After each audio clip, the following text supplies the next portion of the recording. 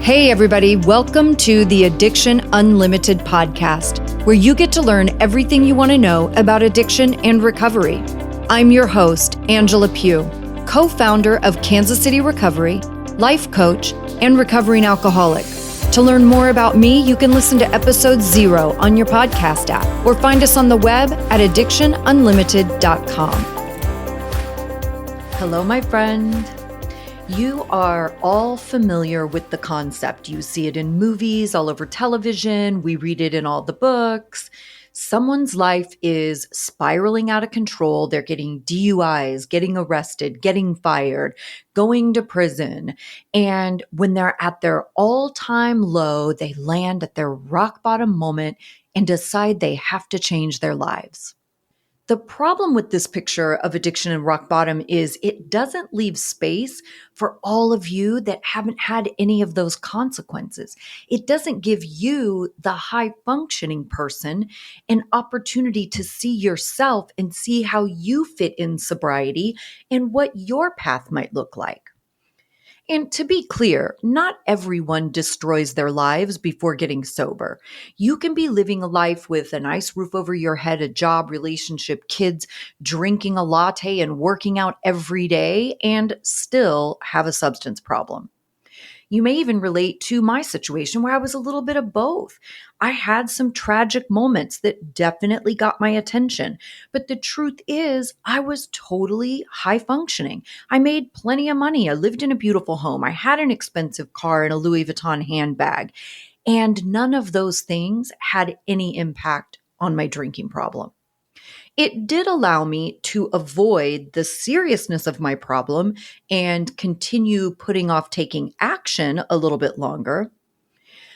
Unfortunately, when it comes to understanding rock bottom, there's a lot more misconception than truth. You may know my guest today from the Sober Friends podcast. Matt J is with me to talk about what rock bottom looks like when you are high functioning. Matt, thank you so much for coming on and having this conversation with me. Hey, Angela. Why don't you take a second, tell everybody who you are and what you do?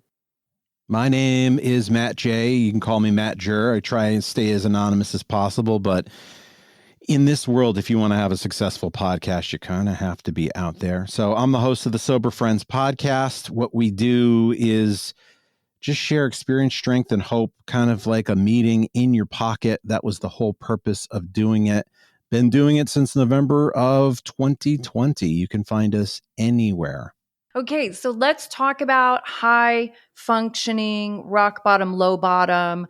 I asked you to come on and talk about this topic because it's really fascinating to me. I feel like people use this term high functioning as a way really to separate themselves.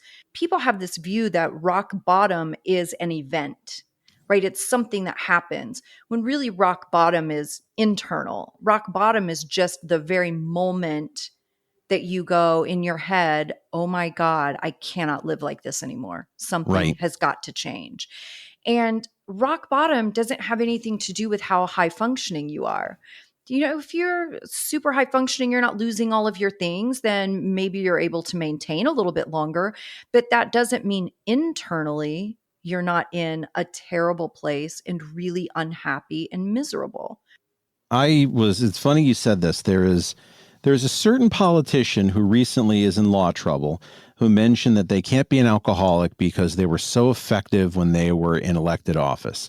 So how could I have been an alcoholic? And I'm like, dude, everybody who is really an alcoholic, they're the people who are most effective at work, who just dive in. Yeah. It's not about that. I think the low bottom thing comes in because you see these stories of people who are, it was my 12th DUI. Right. It was, I literally fell into the emergency room and I was bleeding from every orifice. That does look like an event and a low bottom. And I'm like, well, I wasn't bleeding from my ears and my nose and my eyes, and I still could see, and I never got a DUI. So I must not have hit my bottom. And it never really occurred to me, well, why do you have to wait until then? Yeah. And I really struggled with the whole, the low bottom, high bottom in air quotes, functioning in air quotes, because you can have mental distress. You could be in a situation where the hamster wheel is just going crazy in your head, but the appearances are okay. And that's part of the disease, that we would want to hide this from you. If you're really low bottom and you're homeless, it's like it's gone beyond that situation. But to me, I really struggled going into a meeting, hearing these stories and think I deserve to be here. I was in a place where I wanted to be there, but I didn't feel like I deserved it. And I felt everybody was saying, well, why are you here? You're not like us. You didn't have the same problems, which was all in my head. Anybody who's a good member of a 12-step program is opening, well, come in early. But I struggled with that. Yeah, the earlier, the better. There's no reason to ride it all the way to bottom. But this comes into the point that you want to tell yourself lies. Yes. That if I'm high functioning, I don't really have a problem. If I'm like the person that I see in an AA room who said their story of they ended up in a coma. All right, I'm not in a coma. I never got into a coma. I'm not an alcoholic. I'm not like you. Because being an alcoholic to me was the worst thing you could possibly say about me because of my family history. I just didn't want to be that. I think this is really about telling more lies to yourself. We lie to a lot of people, but we don't lie any more than we do to ourselves. And that keeps us out longer. So you were a high functioning person yourself? I would consider myself that because I didn't have those other things. Now, I talked myself out of DUIs. I've gotten pulled over and I talked the cop out of it. I ended up in the hospital in college with alcohol poisoning and almost died.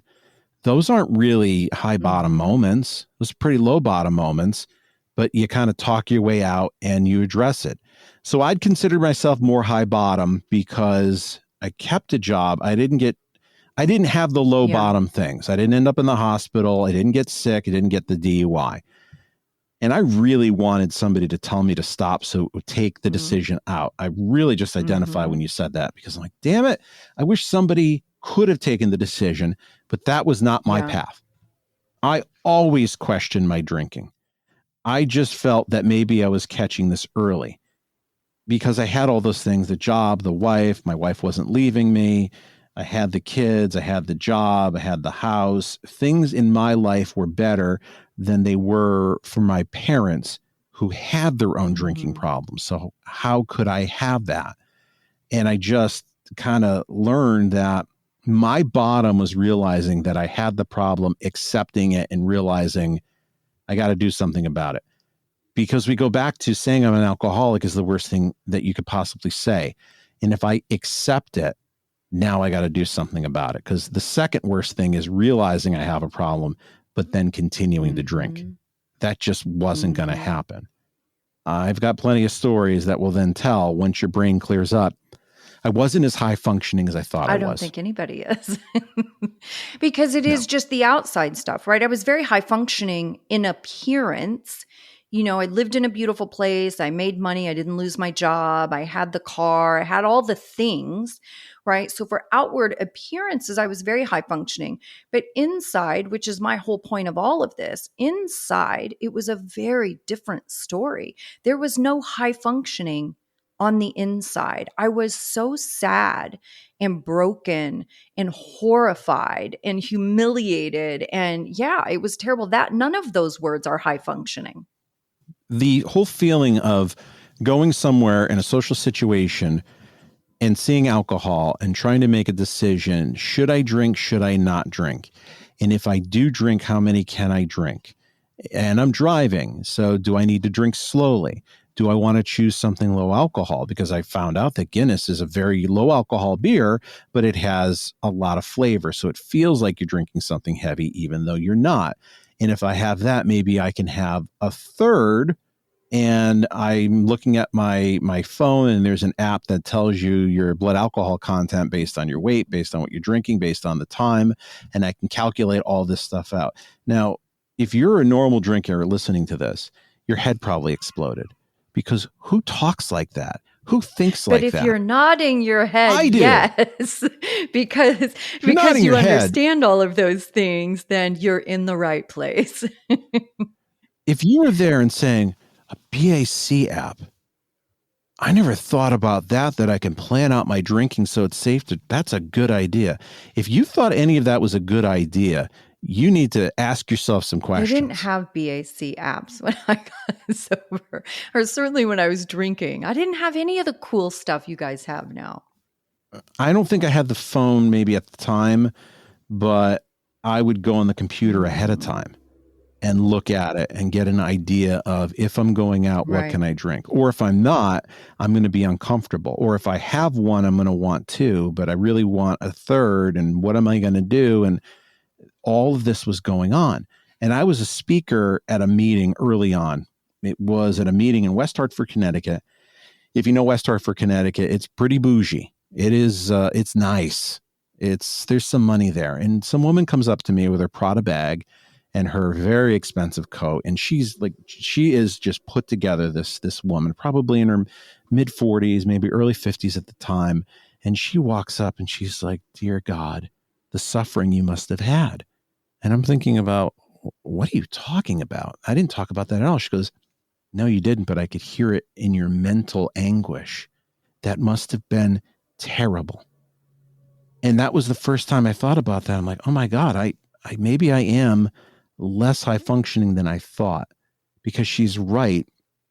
The committee was in my head, and it was a two-fisted brawl every Mm. single time. And the beauty now, the joy of going, even if I go with friends or somewhere where alcohol served, I almost feel smug of, the committee is in recess right now. That decision's gone. You go and drink. I'm going to sit back and I don't have to worry about this Mhm. anymore. And guess what? I've got some tools where I still can function. And that's why I didn't want to drink, because that's the only tool I have in social life. I'm not going to be able to talk to Mhm. people. I'm too shy to do this.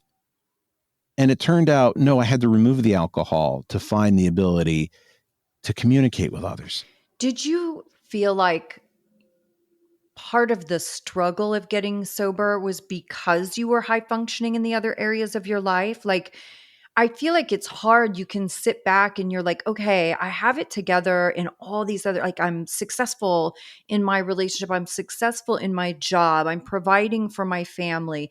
Like, you have so much control in all of these other ways. And there's this one thing that you can't figure out. Did you struggle with that? Like, at thinking like at some point I'm going to be able to control this, or I'm going to figure it out because I am a high functioning person? I was always thinking that I would eventually figure this out. And there were a lot of times that I could drink normally, which means I could have a couple of beers out and stop. But man, I was Mhm. miserable. It felt like wearing a wool sweater on the inside. It's the only way I could describe it. And a lot of times I could hold it together. But that's not a healthy thing, that you have two beers and I'm like, I got to hold this together with all of my life. And I figured out how to do that. That is not figuring out how to drink non Right. alcoholically. I would say the biggest thing was, if I admit I'm an alcoholic, then I'm like my father. Mm. I'm like my stepfather. And that was not something I was going to be. There are just so many people in my family who had alcohol issues, and a lot of them were mean and nasty and did things to make my life much harder. And thinking through, I was never going to be like that. I was going to be a good dad, and I wasn't going to, those kids were not going to have my experience. And to realize, and if I were to admit I've got a drinking problem, then I'm just like him, and I'm going to treat them like I was treated. And so I could change, which is the obvious answer, or I could just say, well, I'm not an alcoholic, so I am not like them. But it turned out I had the same affliction, but I could do something about it. There was a lot there. So there was a lot around. I had to keep my drinking under a certain amount, because if I drank more than that, I Mhm. crossed the line. And I never wanted to cross the line into alcoholism, realizing I was already well Mhm. past. It's always fascinating to me to hear the associations people have with the word alcoholic, because it is oftentimes really negative for people. And I didn't have that, right? I kind of looked at it like I called myself an alcoholic when I was drinking. So I wasn't going to change my title because I quit drinking, right? Like it just made sense. I was an Right. alcoholic. There was no question. And once I got sober, I really wore that as a badge of honor. Like to me, Me too. it's the greatest thing that ever happened to me. It is 100% a superpower, where there is some craziness in my brain and my little monkey brain that never, ever, ever has a moment of peace. It also makes me so much more a strong, capable, limitless person, right? So I didn't have any negative connotation with that, but I love hearing other people's experience. And I think hearing it like how you said it, I can relate to a lot because my father did drugs, and that's why I never would do drugs. I've never done drugs. I never experimented. I mean, I smoked pot some, but it wasn't my thing. I'm a good old-fashioned drunk, but I would never do drugs because I didn't want to be like him. Little did I know, I'm exactly like him. I just had a different substance, but we Oh are yeah. the same. So I really can relate to that. And I think it gives me a lot more empathy for other people who struggle with that terminology. I know a lot of people in the podcast community.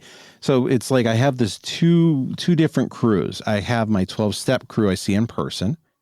And then my sober people that are kind of like an Instagram podcast community who are mostly not 12-step. And a lot of those people use the term alcohol use disorder, or they use I'm sober or something like that. And I very much respect that because I want you to use what you're going to be comfortable with.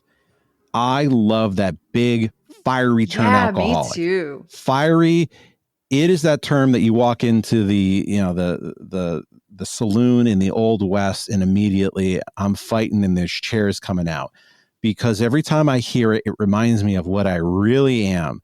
And it no longer has power over me because I'm not active.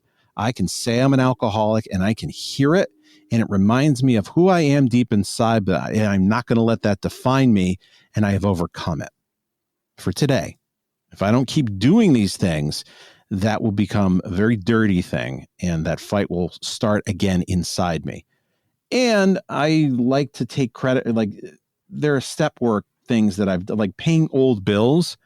I love doing because it's like, okay, I can check the box on getting this bill done, but I'm also doing a ninth step amends because I'm paying you the stuff I owe you.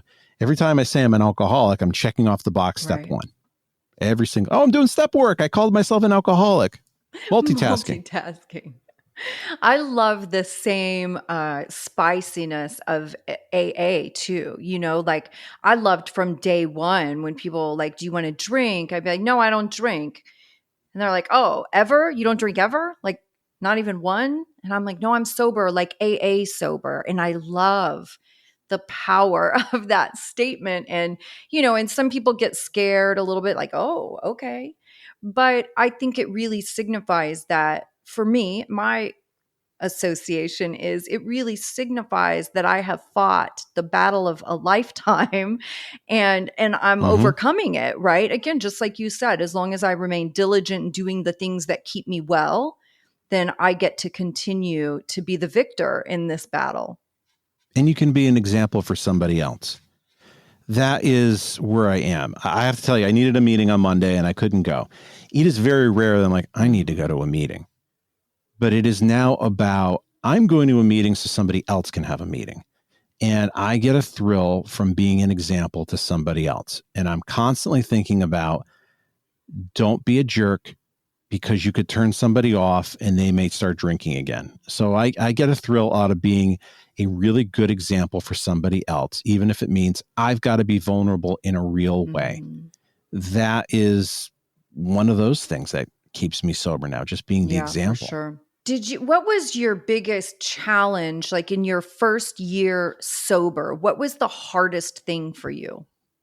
Getting permission to go to meetings. So I've got a 9, 11, and 15-year-old, and I'm going to need the calculator to figure out the other ones, but I will be 10 years sober in March. And my daughter was born 2 days before I decided to get sober.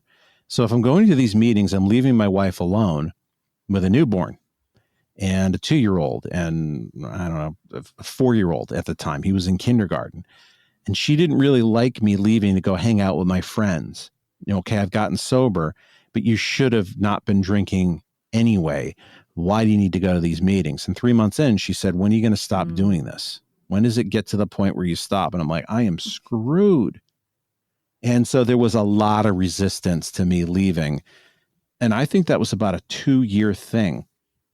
And she said to me, she was going through therapy. So part of this as well is she lost her mother, and there was a number of years that she never really grieved and had lots of anxiety issues and went to a therapist and got through it and really became a different person. But she said her therapist said that your husband's a dry drunk if he still has to go to AA this long, and our neighbor doesn't go to meetings anymore, and why can't you be more like them? And I said, okay, so a couple things here. Don't ever compare me to my neighbor, because I can tell you I'm not a fan of that person's sobriety.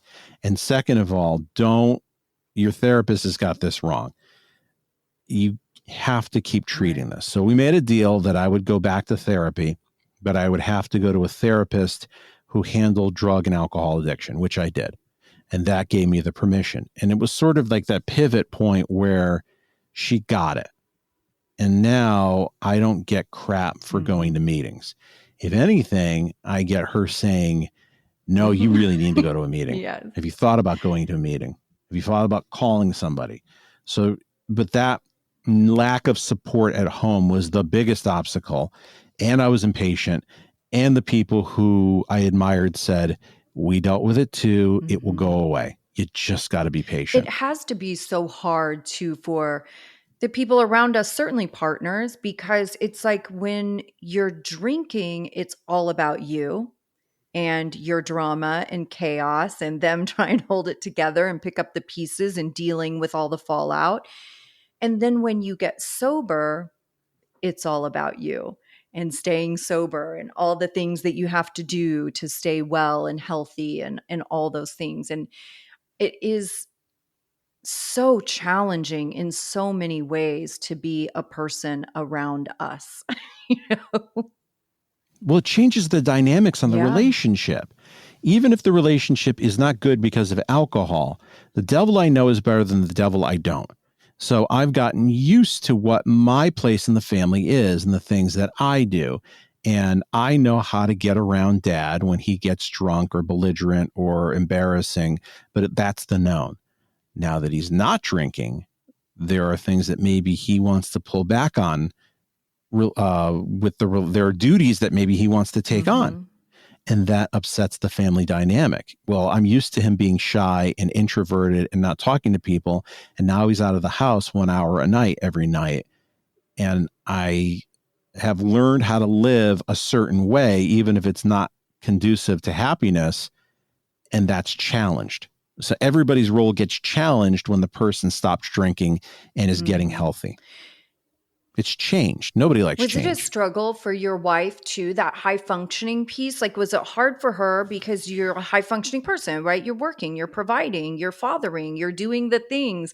Was it hard for her to understand what, like the level of commitment? Like you're saying, she's like, when are you going to stop going to meetings? It's like, well, we kind of go for a really long time. I had to tell her I had a problem. But she was also understanding because she knew my family dynamic. And so her thought immediately is, you didn't have a chance. You had no chance at this. This was going to happen. But it just was a struggle with, I don't see why you have to do this. It's almost like you're taking this too seriously. You're doing too much. You should be with us. And the kids a lot of times would ask, well, why do you have to go? Why do you have to go? And I finally learned to say, I'm going to be a better dad. But you already are a great dad. I go, that's why. Yeah, so good. How would you say your relationships with your kids have changed for the better? It was a slow change. Yeah. So I saw how the children were treating me different. A lot of it was they were all a magnet to mom. And I don't think it was bad. But I noticed instead of always going to mom, slowly they came to me more with stuff. I just saw this change in engagement. And this was not immediate. This was months, this was years, and this still continues to this day. I think there's a change there that you look at your selfish tendencies because you have to. You're taught certain things. So you give more to the kids. You listen more. You try and put your phone down and do everything you can to focus on them. And I've noticed that the relationship is different. They have one relationship with mom. They have another relationship with me. It is fascinating to watch how all of your relationships shift.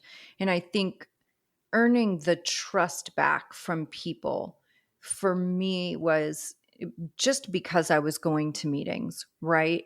Because they could see me do it, right? It didn't matter anymore what I said. It didn't matter if I said, "Oh, I'm not drinking anymore. I really mean it this time." Like, yeah, whatever, dude. So, but getting to watch me do it, right? Watching me really show up for myself in my own life in a way that I had never done before. That's what really started bringing people back and allowing them to believe me. Like every day I was earning that trust by showing them how committed I was and how serious I was. Yeah, it's little at a time. I talk often about sobriety is not moving at smartphone pace. This is really old fashioned, that some of these relationships and some of these changes take months or years. There are Mhm. things right now that are just kicking in for me at 9 years. I'm finally getting treated for ADHD and realizing now that I've been diagnosed, this was a lot of the root of my problems. And I thought I was stupid and I couldn't pay attention and I was lazy. And it turned out that no, I am pretty strong for the fact that I've been able to overcome and be this focused when I don't want to be. That's amazing. But now Mhm. realizing, oh my God, when I behave this way and I go down this rabbit hole, this is the thing. And now this is what I have to address. And that's very scary to me. Like, how do I get over this hill? Because there's always something like once you remove the alcohol, now you can see what you need to fix. It's like, okay, I can see the smoke is gone in my Right. house. I see where the burn marks are. I'm overwhelmed with them all. The answer is go one at a time and work your way around and Yeah. clean them up and fix them. Yeah, and so often people think, "Oh, I mean, like drinking is the problem and drinking is the problem," but we drink for a reason. And they think Drinking's the right, solution. and they think I'm going to put the drink down and magically everything's going to be okay. But the truth is my behavior was my behavior before I was wasted. Like it got worse as a result of my drinking. I miraculously made even worse choices in my life, but yeah, you do have to fix those things. It doesn't all magically disappear just because you put the drink down. Absolutely. Yeah, and it's long-term stuff. It's never going to stop. I hope 9 years from now, I look back and say, oh my gosh, I knew nothing. Life is so much better now. And I was able to get past that. And if you're really thinking about putting the bottle down, give that some thought that if you're doing some things, you're 3 months in and you look at somebody who's been sober 15 years and you say, I must be doing it wrong because I'm not like them. No, you're not going to get that way in 3 months. You're going to be a mess and be okay being a mess For sure, sometimes. yeah. Like that first year, it was a mess. Yeah, I say that to my audience too, where it's like, listen, you guys are looking at me as who I am and who I'm showing up as today. But this current version of me really just came into focus in the last 4 to 5 years. Like it has taken me all of my almost 18 years to get to be this person today. I didn't start this way. I wasn't this human on day one, I promise you. you know? No, no, that's the key. That's why I like hearing old timers talk about when they were a mess, Mm-hmm. because you see some of those old timers and like they are Mr. AA. And to hear all the mistakes they made that you would never see them make now helps me understand. All right, if Frank was such a mess then and made all these terrible mistakes that I'm like, I would be ashamed to show in front of him, then I'm okay. I can get to that point. I'm not broken. Right. I got to do some work. Right. What would you say has been the most surprising thing about living a sober life? Boy, that's a good one. I would say that I always thought the only way I was going to make friends, meet a girl, socialize is if I had a glass of beer or wine in my hand. And it turns out I have more confidence in being social without it because I didn't need it to begin with. Yeah. And it was holding me back. And I wish I knew that. That shyness and that introversion is something that I continuously struggle with. But I've come to terms with that's what it is. So what do I do next? It gives me the confidence to be boring if I'm boring. Right. Felt like, I have to be this exciting personality. No, I can be boring. I'm just going to be me. And if that's not good enough for people, then it's not good enough for people. And I accept that. Yeah. That acceptance of who I am and that I'm a lot better than I thought is the biggest surprise. I always thought I was an extrovert, and then I got sober and realized I was just drunk. I was never actually an extrovert. But it is challenging, as an introvert, when you have a more quiet, subdued personality. Well, I do like extroverts because they'll do the talking for me. I mean, I'm an introvert. I don't do small talk, right? I don't want to talk about dumb surface stuff. Like, I Me want to neither. connect. Like, we are going to get on a soul level fast because that's where I like to be. I think that weirds people out if you go on immediately and say, so tell me about your goals for spirituality and how you want to enlighten who you are on the inside. It's like, lady, I just, this is a Sabaro. You I'm don't sorry. have to be weird about it. I'm a coach, so it's knowing how to ask the questions. I caught myself the other day. Exactly. Like, I just took a group of people on a sober vacation to Costa Rica, and we're sitting at dinner, and part of the group I knew and have worked with me privately, and there was this other part of the group that just booked the trip from listening to the podcast, right? And so I didn't know them, and I was talking to one of them, and we're just chatting, and he said something. And all of a sudden, the switch flipped and I was coach. And I asked a question and I caught myself and I was like, I just went into coach mode. Sorry. But it's just pulling the information out is part of the fun. So I want to flip the script on you. Okay. How does that feel that you started a podcast and that you put a podcast out? And because of that, there are people motivated enough to go on a cruise with you to Costa Rica. Is that something you can believe? That these people who don't know you, you just threw this into the air, somebody caught it through the air, and they booked a trip, multiple people. What is that like? It's unreal, honestly. And we literally just got back. I mean, as you and I are recording this, I just got back a couple of days ago. And I have been in this mind space from day one of the trip, like, oh my gosh, this is crazy. It's amazing. I can't believe it's finally happening. So for me, I went on a sober cruise my first year sober. And I was 10 months sober when we went on the cruise, but I had booked it way in advance. I was probably only 2 or 3 months sober when I booked it.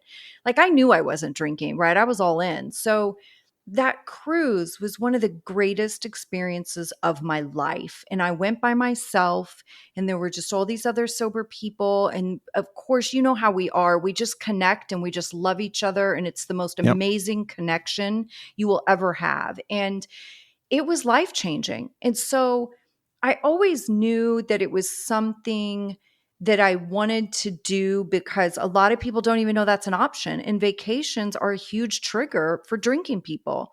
Oh, yeah. So when I started the podcast, I didn't have any plan for the podcast. I was just talking because I talk too much. And it was just an excuse, and I was like, well, people ask me the same questions over and over as an interventionist, as a coach. Like, I'll just start putting this information out and I'll kind of have this resource hub and I can point people to episodes. Like, I never knew the podcast would become a thing. But as it grew and it got bigger, that sober travel was always in the back of my head. Like, I know I want to do sober vacations. It's just such a powerful way to connect. And the right opportunity presented itself. And this was my first one. I'm already planning my second one. We're doing Bali in May. And people brought their spouses and partners on the trip too, who aren't alcoholics. And I mean, it was unbelievable. This is like following the Grateful Dead without all the drugs, yes. In a sense. But it opens the door for people to do sober vacations, maybe on their own, and something they never would have done. But that's amazing. First, taking that leap of, So I say it this way. I don't know this person that I'm listening to, but the great thing about podcasts that are really great is I don't know this person, but I feel like they're my best friend. Yes. Yes. And so, yeah, I want to go see them on a vacation. Yeah. That's the sign of a really great podcast when you're listening through and I'm like, I feel like I'm overhearing my friends. Yeah. Yeah. Or I feel like I'm close to this person. I feel Yep. comfortable with this person. I always love to ask people, what is the most surprising thing about meeting me in real life? Because you get some really interesting answers because you do also have a moment of realizing how much you don't know the person.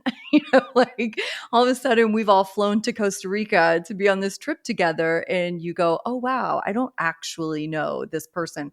And it's so funny the responses that you get, and it's really interesting. But one of the things that came up several times from different people was they were surprised at how, like, they expected me to like have my coach hat on the whole time, right? They thought I was going to be like super professional and like leading groups and then ducking out to my room. And I was with them the whole time, right? We did everything together, whitewater rafting, we're hiking, riding horse. Like I was right in the mix, and people were surprised by that. Like they didn't expect me to be, several people It's your said like, vacation too. I know that's what I said, but they were like, you're so real and down to earth, where in the podcast, you don't always get to share all the facets of your personality, Right. right? Because again, I'm in coach mode. On the podcast, I'm teaching.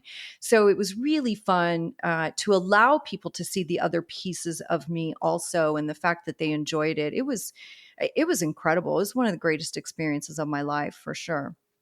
That sounds awesome. I love that Bali seems to be like the place to go. So I just know so many people who are from Bali or went to Bali or in Bali now, especially in this sober community.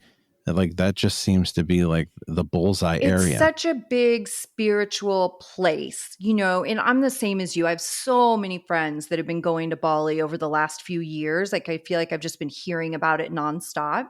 I actually did a survey when I decided to do sober vacations. I did a survey and had, a few hundred people fill out these surveys, and I'm just going to the top places they picked. So I'm not picking these places. I've been to Costa Rica before. I was happy to go again, but yeah, I'm just picking their top choices. And this is where everybody wanted to go, is Costa Rica, Hawaii, and then Bali. And then Italy. And I think we're probably going to do Italy in the fall next year. I think Hawaii for me would be last out of all those places. I don't know. I'm not saying Hawaii's boring. Right. But if I've got a choice that I want to explore, I definitely want to eat some pasta in Italy. Yes. Bali sounds like it's exotic. Costa Rica, exotic. I mean, Hawaii is a bunch of islands it's like a remote United States. Yeah. And it is really beautiful. Hawaii is really beautiful. I think a lot of places, it's just that I've already been, right? And I want to explore too. And I want to go places that I haven't been. So, okay, Matt, thank you so much for coming on and doing this with me. It was a great conversation. Tell everybody where to find you. You can find me on Instagram at SoberFriendsPod or the website SoberFriendsPod.com. That's going to direct you everywhere. You're overhearing a conversation kind of like what we had today. You're listening in to two people talking about sobriety that you can relate to. And for the listeners, I will link all of that in the show notes as well, so you can get there right from your favorite podcast app. Thanks again, Matt. You've reached the end of another great episode of the Addiction Unlimited podcast. Candid and honest conversation about addiction and recovery. Be sure to visit us at addictionunlimited.com to join the conversation and access show notes and links to everything we talked about. Love this episode? Please take 30 seconds to subscribe, rate, and review on iTunes to help us improve and give you the information you want. Thanks for listening. See you next week.